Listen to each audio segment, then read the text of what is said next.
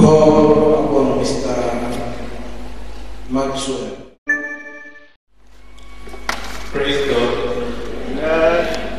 I'm here this morning standing before you to attest the goodness of the Lord in my life. The first thing I would like to thank the Lord for what He has done in my residence and work permit here.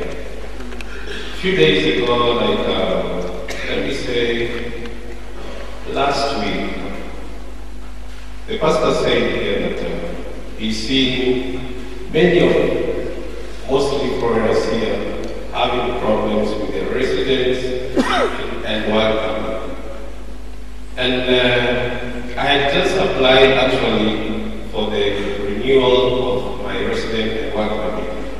But before submitting those papers, I took this anointing water. This way. I don't call it anointing water anymore. I call it AK-47.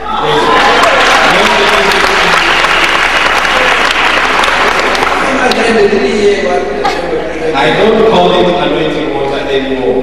I call it AK-47. AK-47 is a weapon. Yeah, so those of you who know AK-47 is one of those toughest weapons. So this anointing water to me, it's not anointing water anymore. It's AK-47. So when you spray yourself in the morning, know that you're armed. The devil flees when you spray yourself with this AK-47. Now,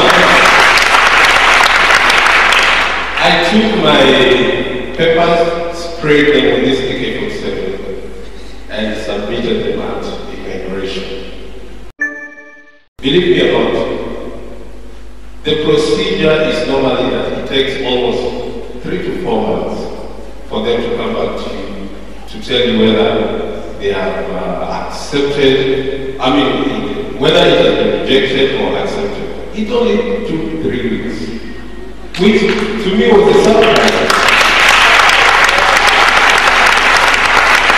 3 weeks, I was told that your working resident permit is breaking.